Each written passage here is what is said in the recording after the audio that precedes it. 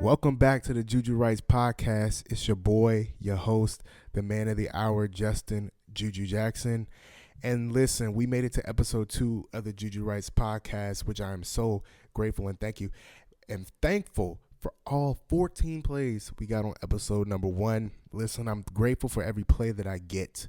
Honestly, truly, it's just me doing this podcast, doing all the work for it. So to see that it got played 14 times, man, that's 14 to a potential 1,000, potential 100, potential 50 even. So I'm very appreciative. So I just a reminder here on the Juju Rights Podcast, I talk all things movie, TV, Marvel, DC, and whatever the hell else I want to talk about. And that whatever the hell else this week will be, of course, my Writer's Corner segment that I do all the time. And this week I'll be doing anime, and I love me a good anime, but also I'll be doing a book and music shout out. So stay tuned for that. There's a really good book that's out that just came out by a black author doing black fantasy for black boys. Crazy. Can't wait to get into that. And also up and coming R&B act, man. I would consider myself an R&B connoisseur, a R&B first look kind of guy that is definitely on the newer trends as they up and up. So I find myself to be a person that discovers artists. I was on Kalani back when she was on the Spotify days, Janae Aiko back when she was on not Sold Out. I think it's Sold Out. But so I discover R&B acts, y'all. Just letting y'all know. I can share some playlists if y'all want to get into some real R&B. But yeah, so the main business this week and the movie of the week is Kingdom of the Planet of the Apes. Now, I have a full review, kind of a full review, spoiler review of Kingdom of the Planet of the Apes over on the Juju Rights Podcast YouTube channel. But of course, the podcast is, the main business. So, I got to talk about that again. So, Kingdom of the Planet of the Apes takes place 300 years after the death of Caesar. Now, I'm going to be honest, it took a lot for me to be convinced to come back to this franchise. I was a big fan of Caesar, a big fan of just that whole situation, and I don't know how interesting it would be 300 years after the initial war and all that type of stuff, but this movie throws us into the world of Caesar 300 years later. Cities are completely overgrown. Apes have developed their own societies. Some are more advanced than others, but they have their own culture, their own way of life, and not every ape does everything differently. So this follows the story of Noah, who is the son of an ape chief, who is, the keeper of birds. And we follow his journey as he kind of makes mistakes, gets wrapped up, involved with a human. His people get captured. He has to rescue them. And I feel like that the story is more so of an origin story, but you very clearly see the direction where they want this new story to go. And I find it to be very exciting. At least the last 20 minutes was definitely worth the watch. I'm all for some setup and a good origin story. Now, the big bad in this film is supposedly my guy Proximus. Proximus is this ape that he's kind of a mix of Julius Caesar from Roman history, and he's trying to replicate, our boy Caesar, who died 300 years earlier. Now, your question, now if you're thinking, well, how would an ape have thought of or co-opted the identity of Julius Caesar? Well, of course he had some guy who was reading him books and teaching him Roman history. Now, I don't know how much y'all know about Roman history, but Rome was one of the first colonizers. I would say them and the Persian Empire were some of the very first colonizers. Some would prefer the Persians over the Romans just for the simple fact that under Persian rule, you could keep your religion and cultural identity, and you didn't have to. You weren't a Persian. If you were in the Persian Empire, you just were, in the empire, but you weren't Persian.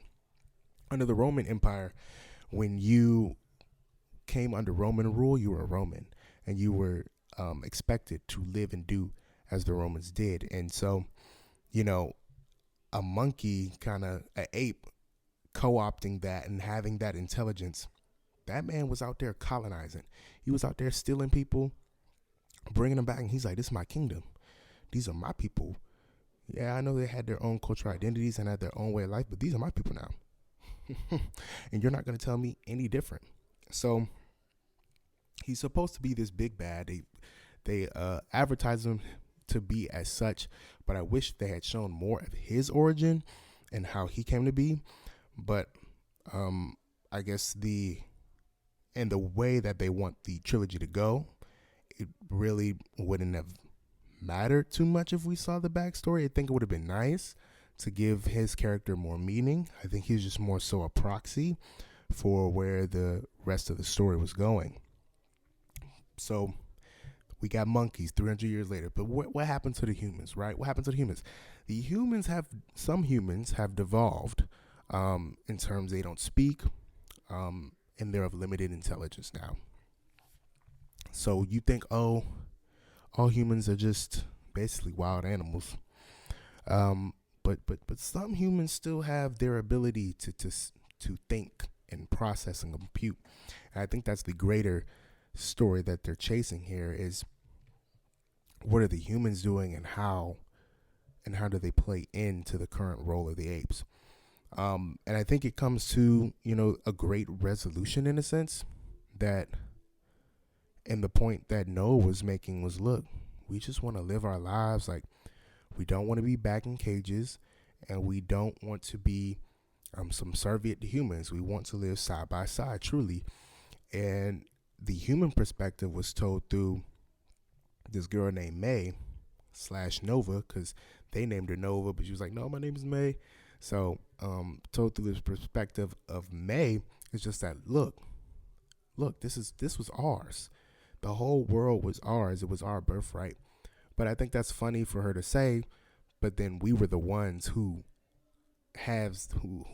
put ourselves in that own predicament. We got too ahead of ourselves, creating super viruses.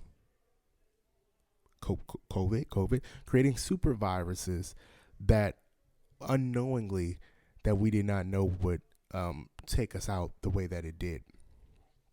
So to say, oh, this was ours, and to have some type of entitlement, I think, after you lose the game, there's only but so much you can do to come back and try to tap back in and say, hey, this is mine. Well, you not only did you lose it, you forfeited it by your own stupidity and ignorance. So I thought that was just an interesting thing that they were setting up. And I'm very interested to see where the rest of the trilogy goes in terms of if we're going to continue following Noah. I know we're definitely going to follow May's journey and what the humans are to do. And I feel like the next movie is going to have more emphasis on the humans. And it'll be very interesting to see where that goes. So that was movie of the week, Kingdom of the Planet of the Apes. On the YouTube channel, I gave it a 4 out of 5 stars, I think. And I'm going to rethink that. I'm going to give it a 3.5. It was solid. The writing was solid, but it wasn't something I was like, wow, I need to rewatch that, or I think I missed some great symbolism. No, I don't think you're going to miss too much of anything after the first viewing. Like a lot of the Planet of the Apes, I think War of the Planet of the Apes was one I could rewatch, but the rest of them, don't really need it. So I'm going to give it a 3.5, which is still a solid score. I think most people would agree a 3.5 is like a B, and that's what it got as a cinema score. So We'll see how the box office is for this film. I suspect that it'll be very good since the last 3 movies made close to $1 billion, definitely over 500 million. So that's what I'm seeing for this one. And it's been a while. I think people love this franchise, and they have some loyal fans. And I would say my mom is one of those loyal fans. I was telling her, hey, we're going to see the new Planet of the Apes. And she was like, oh, I want to go see Planet of the Apes. I want to go to see Planet of the Apes. I was like, you like Planet of the Apes? She said, I saw the original. I was like, oh, okay. All right, I'm not mad at it. So they have some loyal fans and people who are very nostalgic for the series, and will see it whenever or however they can. So that was the movie of the week, Kingdom of the Planet of the Apes. All right. So let's get into our TV show of the week. And man, me being a big Marvel fan, when there's a Marvel show on and it's really good, I'm going to talk about it. And I'm going to keep talking about it. And X-Men 97 is one of those shows. And let me just say, this show just keeps getting better, guys. I mean, I'm just going to start with the overall rating. It's a 5 out of 5. Solidly. The whole series, and this episode 9 especially, gets a 5 out of 5. And I'm going to tell you why right now. So we get Storm's return to the X team in the X Mansion. If you haven't seen episode 8, I would. If you haven't seen the show, I definitely would. Even if you're not an X-Men fan, I think you're going to like this. This has a lot of good things in it that you can pull from. But Storm returns in a big fashion, and she's back in the X Mansion. Charles Xavier's there. I find Charles Xavier to be very, very annoying. I mean, the guy just talks like Magneto said in the episode. Shut up, because the guy just talks, and he circles the same point. We're not gonna get humans to respect us, and we're not gonna get them to really not fear us if we act up now, Magneto. And Magneto was telling Charles, listen, dude, come here. They murdered us in Genosha, and they tried to murder us again with those super sentinels. So what are we to do? Are we to just sit here, and are we to go to the UN and say, look, we're people, don't hurt us? Oh wait, you did that already. Magneto did that already, and they still got murdered, and they still were victims, and they're still being hunted. So I don't think there's a solution where Charles could talk to anyone and change their minds by being the good mutants. Sometimes you need to wreck some stuff. You need to wreck some stuff and to get active to see change in a meaningful way, in the way that you want to see it. So Magneto was right in every way, shape, or form. And Charles Xavier, he could have stayed on that planet with his homegirl, man. He could have got married and lived a long life, because he neither helped the situation. I think he hurt it more than anything. I think he's just more so there for the comfort of his X-Men. Outside of that, nah. Won't give it as much of nothing. So Magneto, he's done. He's over it. He comes to Charles and's like, look, man, I'm gonna give you a chance for us to band together, and we can really just leave this place for dead. We can leave it for dead, and we can go and make our own stuff. We don't gotta worry about these humans. We don't gotta worry about nothing. And of course, Charles being Charles, you know his stance. Magneto made an open invitation to the X-Men. He's like, look, I was your leader. You know I was right. You saw the destruction in Genosha. Or will you come with me? And I thought he was going to get more takers, honestly, truly. But I think everyone has a trauma bond to Charles Xavier. So the only ones that joined him, Magneto, are the usual suspects. Rogue. Well, not the usual suspects. Usual suspect. Rogue. And then Sunspot. Sunspot joined, I think, because he had some trauma. He's like, my mom set me up with those super sentinels. So I'm like, I'm not going to give them another chance, which I respect that. You know what I'm saying? Your mama set you up. She left you for dead. And, you know, I respect that, bro. Go with Magneto, man. The rest of the X-Men, they was like, we're gonna stick it out. We're gonna try to shut this plot down. And that's what they did. The other X-Men's costumes, I think, were like obliterated. So they went to the OGs. And out of the OG costumes, I think Wolverine's looked the best. Jeans, not a fan. Cyclops, not a fan of the condom look. I like when he had the opening at the top and you can see his hair. The condom look is just, it feels so dated. It only works in certain context. I mean, X-Men 97, but when you already had a better look from jump, like, why revert? But Wolverine had the best look. The brown and the yellow goes hard. But I think when he put on that brown and the yellow, Wolverine got extra aggressive. And I'll talk about that after this point. But the action in this episode is crazy. We get to see Storm work like we saw in episode 1. We didn't get to hear Cyclops say give him a forecast. He was somewhere else. But we got to see Storm work. And the way Jean has been treated this whole season, chef's kiss. Why? Because in the original, excuse me, guys, in the original, Jean would faint. She would just faint every battle. Every time she did something significant, she would just faint. And you'd be like, she's of no use. She's more of a liability than anything, especially when she tried to kill people when she was in Phoenix form. So there's like no point in trying to and bring her on missions because she ain't worth nothing. But this Jean, she talks her stuff and she backs it up. One of my favorite moments was when Storm was giving Jean a pep talk.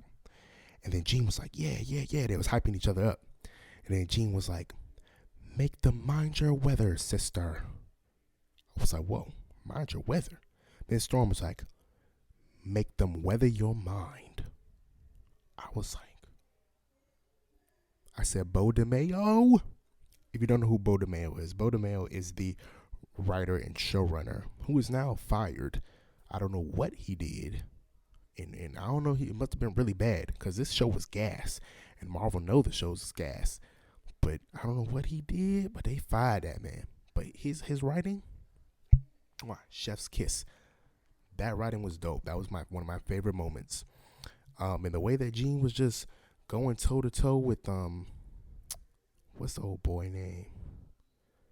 I can't remember the villain. Is the villain who copied her, who cloned her, and made Madeline Pryor? Yeah, that dude, real weirdo. But she was going toe to toe with him, man. I respect it until Cable jumped in. Like, what? Where did Cable come from? Why is he turning on Jean? I know why he turned on Jean, but she was doing real good until he hopped in, man. So yeah, they were going toe to toe with that. But then the part that stood out for me was that the X-Men had real smoke for Magneto. Like, they was really trying to rough my man's up. Like he just didn't save y'all multiple times. Like, why are y'all roughing up Magneto? And then Wolverine was just so aggressive. It's like, yo, Logan, you're doing the most with this man. Shocking moment. This is like a super spoiler. So if you don't want to listen, you might want to fast forward. But when Wolverine stabbed that man, I was like, Wolverine, I thought we was just trying to, keep him busy. We're not trying to kill nobody. Man, Wolverine said, forget all that, man. I'm here for business and I'm going to stand on it. And that's exactly what he did. That's what he did. And he stabbed that man. Now Magneto was like, bro, like, get off of me. Wolverine was not going for that. So much so that Magneto pulled the adamantium out of this man, like extracted it from his body, and I don't know where it's gonna go. I feel as though that we're gonna have a time jump somewhere somehow, because the way that episode ended, it's gonna need a time jump to rectify, because Jean got blasted away. Wolverine tried to kill Magneto. Magneto definitely messed up Wolverine. Charles Xavier got knocked out. Storm got knocked out into the water. Old boy who held Storm, can't remember his name. Can't remember his name, but old boy crashed in an X jet. I don't know where Hank McCoy went. Don't know, don't remember. Rogue still up there. Can't remember where Nightcrawler was. No, right, Nightcrawler was up there with Hank. And I don't know. I can't remember what happened. Can't remember, but man, that's crazy. So this week's episode 9 was crazy. Super crazy, crazy as hell. Episode 10 is going to be a nail biter to see how they rectify or don't. We got multiple seasons. They might leave us on a cliffhanger. I hope they don't, but you never know what Marvel built a whole brand off of that stuff. For real though. But check out X-Men 97 if you haven't. Great show. Of course, it's Juju Wright's podcast where I talk about that stuff all the time. So if you want to know what I'm talking about, check out the show. Stay up to date. All right. So now we're in the whatever the hell else I want to talk about section of the show. And first, I have to highlight the anime of the week, My Hero Academia. If you are not on My Hero Academia, you are late to the party. We are on season 7, episode 2. And man, this show continues to blow me away. Now, first thing, if you're one of those manga readers, listen up. Stop spoiling the stuff in TikTok comments and making TikToks with spoilers from the manga, because the show is now relevant again. You do not have to do that, because we just want to see it play out in anime. We don't want to see all the spoilers. We don't want to know what you know. We don't care. Okay? We don't care. We just want to see it play out in the beautiful animation with the American voice actors who are, quite frankly, blowing it out of the park. But this episode 2 of season 7, we are still in the battle with Star. With Star, who is the number 1 American hero. She comes over and she's duking it out with Shigaraki, man. She's duking it out. But like Shigaraki is crafty. Shigaraki's not really Shigaraki. He's one for all. All for one? All for one. He's all for one. Man, Shigaraki is crazy. And I just don't really believe that there's no way. I just believe there's no way that Star should have lost to Shigaraki, because she lost. But I feel like she set him up in a good way to kind of limit his power. Her sacrifice is definitely one of the greatest things in terms of events in the show, just being that she was inspired by All Might. I wish she had more screen time, because she was like teased all last season of being like this major hype beast, and then we get 2 episodes about her. Wop wop wop wop wop, and and she went out the way she went out, but she set Deku in Class 1A up for some good stuff. At the very end of the episode, we finally get to see Class 1A again. Finally. And it seems like they're ready to go to war. Yeah, they're ready to go for war. They got 1 week to train some more with All Might, and they're ready to go to war. But one thing I love about Deku in Class 1A, they never run from a battle or a fight. They've always been ready to step up in the paint. And it seems like Class 1A is Japan's last hope. I don't know what happened to Shiketsu High or Class 1B. Don't know where them people went at all. But it seems Class 1A is standing in the paint on this one. And, I've seen some things due to the spoiling manga readers about Deku and his trajectory, my guy, sorry. About Deku and his trajectory, and he is the greatest hero of all time. It's alluded to throughout the entire series, but he is the greatest hero of all time. And I just can't wait to see what we get. Every week, every Saturday is a great day to be a My Hero fan. Also, Demon Slayer is coming back. I think it's for Hashira training arc. We're getting a Hashira training arc. If you're watching on YouTube, you see my Demon Slayer backdrop with all the Hashira on it. Demon Slayer, like My Hero, is definitely peak anime. Like, I think they technically classify it as new gen. But Demon Slayer is like that. My boys Zenitsu and Tanjiro and Inosuke handle business. They don't even need a Hashira. They don't need it at this point. They're fire. Tanjiro didn't even need Inosuke and Zenitsu. He had Nezuko and oh boy. That's it. And he made do. And when where the last season left off, fire. I didn't go see the movie where they had the tie-in, because they always kind of do that, where they just release a movie, have a tie-in where it ties in. You show like the first episode, 30 minutes of the next season, which is fine, but I haven't seen it. So when I watch it for the first time, I'll be watching it for real. So I'm excited for Demon Slayer to come back. That's dope. So now we're moving on to the Writer's Corner, where, I talk about my writing. Right now I'm currently writing a screenplay, a book, just a screenplay and a book right now. Last week I talked about, I had one that was getting feedback. This week, in the middle of my wonderful work week, I get struck with an idea. And I want to talk about the concept of getting your idea to the page, and personally how I like to outline projects. So, of course, I'm in the gym, like I'm always in the gym, where I get these crazy great ideas. And one pops up in my head for basically a sci-fi time travel thriller that is about climate change, father and son relationships, redemption, love, of course. You can't have a story without love. Revenge, even. And it's a great one.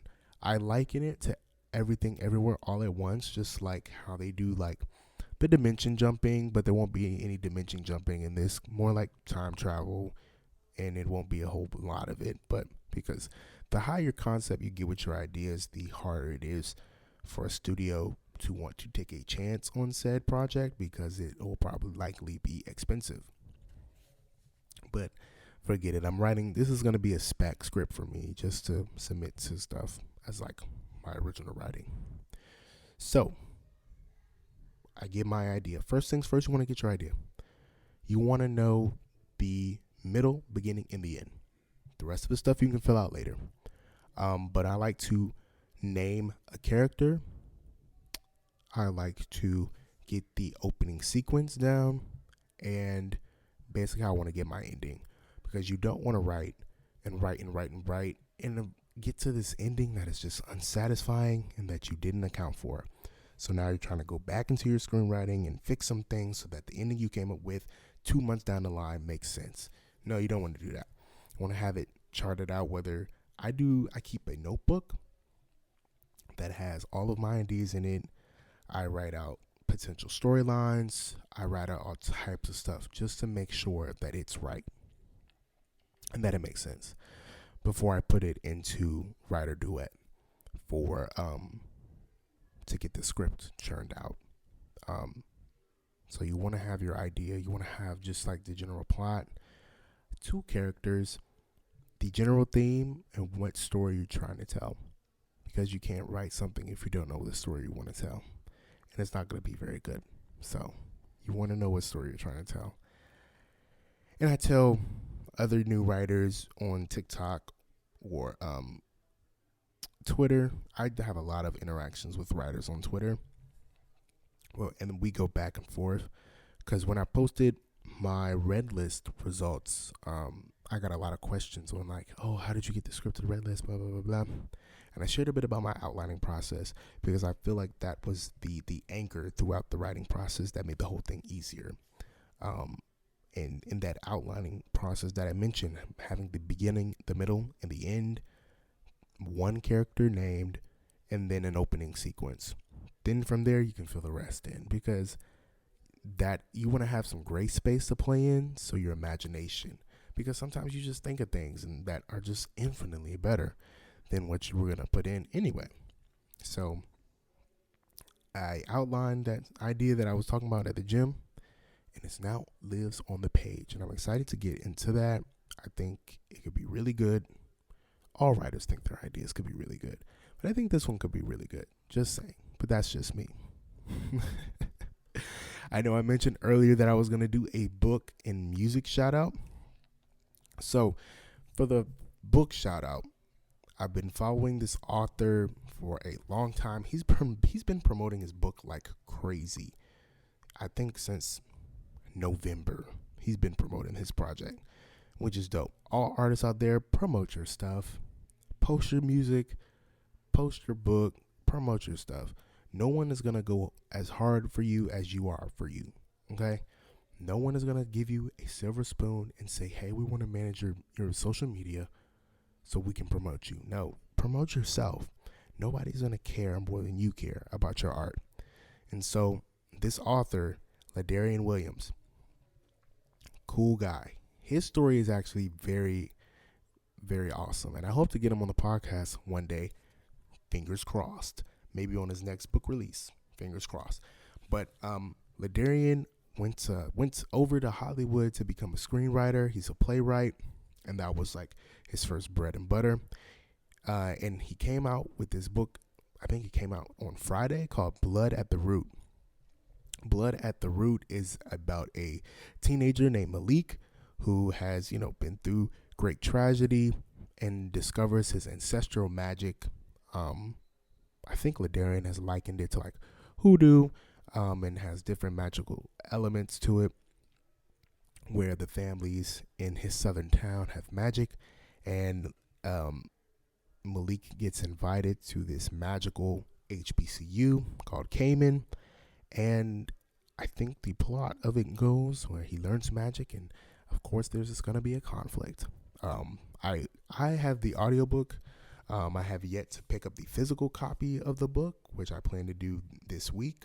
And as I read it, I'm gonna give you guys the real deal about it. But what I've listened to so far with the audiobook and what Ladarian has told us about it, great work. I think if you have any interest in this book and the hype around it, you can go to Ladarian's Twitter. I think it's just Ladarian Williams, and his TikTok, Ladarian Williams. He promotes this book and he goes live. You can ask him questions if you're thinking about writing a novel. And he really connects with people who follow him, and he's very humble, very grateful guy, and he promotes the hell out of his stuff, and I admire that widely, because I want to be more proud and promote my things, because nobody is gonna love it more than me. Nobody's gonna care more than me. So that's just me. So, music shout out from an up and coming R&B artist named Gabrielle Lynn. Now look, I'm like the normal person. I go on to Spotify, I click shuffle, and that's the day. Well, I have Spotify and Apple Music, but more so Apple Music, and I shuffle. So, I believe I'm one of Spotify's test listeners, beta listeners, where they but they recommend to me newer artists who are growing. And Gabrielle released a new song this past week called Life's Been Crazy. And I listened to it and was immediately struck by the authenticity, and not only the lyrics, but in the delivery of the vocals. And it was very authentic and simple, and I really connected to that song. She has other music on Spotify and Apple Music, which is more dancey, more pop, some R&B tracks, but that didn't connect with me in the way that this song did.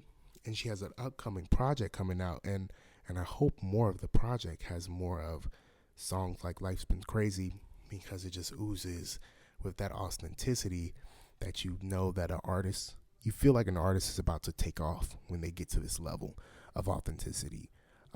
I saw it with Kalani. I saw it with Janae. I saw it with artists like Coco Jones. Coco's authenticity was seen more through her social media presence, her postings, her appearances. Everyone loves Coco because they love Coco, not because her music is dope too, but we love Coco. And if you can connect, and I think that's what more music execs and more executives in the entertainment industry need to understand, especially with my Generation Z, is that we connect. We truly want to have a connection to our artists, our entertainers, our authors, people we consume media from. That's why the influencer is such a thing, because that's how we connect and consume media. We want to have a connection with these people. We want to know these people. Give us the allure. Give us the, the mystery. I feel like Zendaya does that pretty well, but also Zendaya gives off girl next door vibes. Like, she could be my neighbor, like, very chill. Like, and we love Zendaya. We go hard for Zendaya. And having that duality of likability, authenticity, and relatability are things that authors, people who are going to just be public facing, like actors and musicians, need to have to really grow. And I think Gabrielle has it. And I say this as candidly as I can. So definitely check out Life's Been Crazy if you're an R&B person. Even if you're not, you might just listen to it and say, damn, she's spitting. Like, she's talking that stuff. She's not rapping, guys. She's not rapping.